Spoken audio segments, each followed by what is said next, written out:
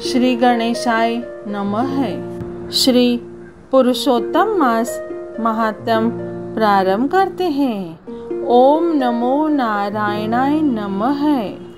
ओम नमो भगवते वासुदेवाय। दुर्गास audio book YouTube channel को लाइक, शेयर एंड सब्सक्राइब करने के लिए आप सभी का बहुत बहुत धन्यवाद और आभार। दुर्गास यूट्यूब चैनल की लिंक अपने परिवारजनों, प्रियजनों, मित्रजनों को जरूर भेजें ताकि सभी लोग लाभ उठा सके। धन्यवाद।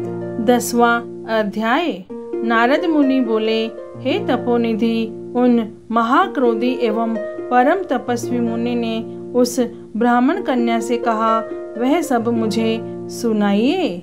सूत जी ने कहा, इस प्रकार नारद जी के वचन सुनकर श्री नारायण जी ने बताया कि दुर्वासा ऋषि के वे गुप्त वचन सर्वलोक हितकारी है। श्री नारायण जी ने भी वचन नारद जी को सुनाते हुए कहा कि कृपालु मेधावी ऋषि ने ब्राह्मण पुत्री के दुख निवारणार्थ जो कहा वह इस प्रकार है। दुर्वासा ने कहा, हे सुंदरी, बहुत गुप्त बात कहता हूँ। हे सुभगे, अब आने वाला तीसरा महीना पुरुषोत्तम मास है।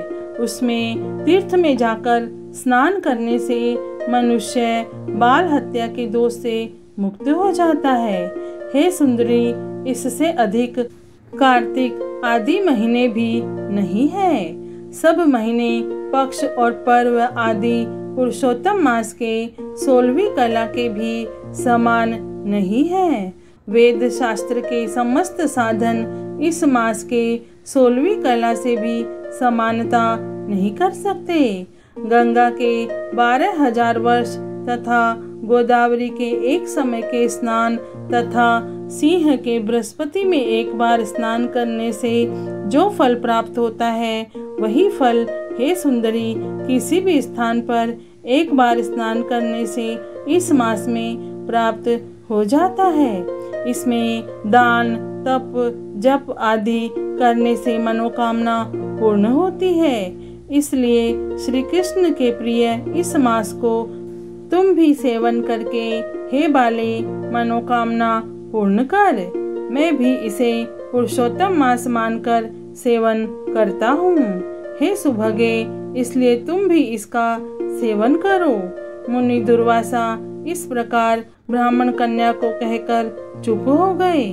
श्री कृष्ण बोले, दुर्वासा के वचन सुनकर वह मूर्ख कन्या क्रोधित हो कहने लगी, हे ब्राह्मण, आपके वचन मुझे पसंद नहीं है।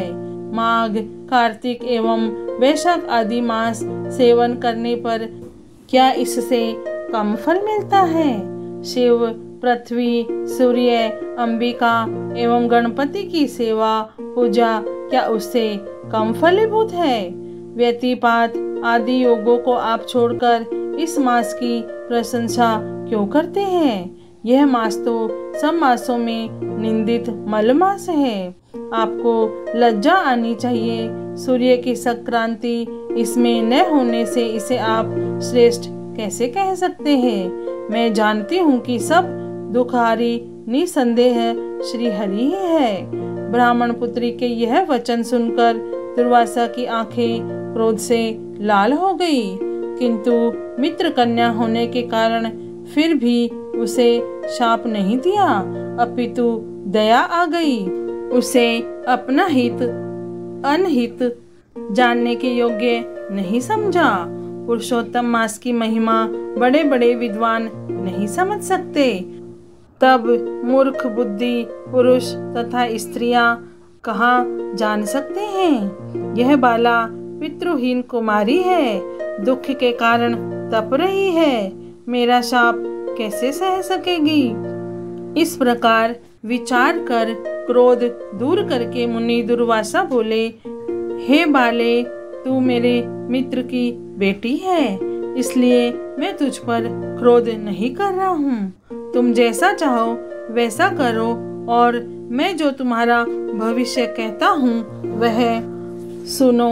तुमने पुरुषोत्तम मास का निरादर किया है, उसका दंड इस जन्म में अथवा दूसरे में अवश्य प्राप्त होगा। मैं तो बद्री का आश्रम जा रहा हूँ। तुम्हारा कल्याण हो, मेरा समय नष्ट हो। होनहार शुभाशुभ को कौन मिटा सकता है। श्री कृष्ण बोले। इतना कहकर दुर्वासा मुनि वहां से उसी समय चले गए और वह कन्या पुरुषोत्तम मास के बुराई करने के कारण तेजहीन हो गई।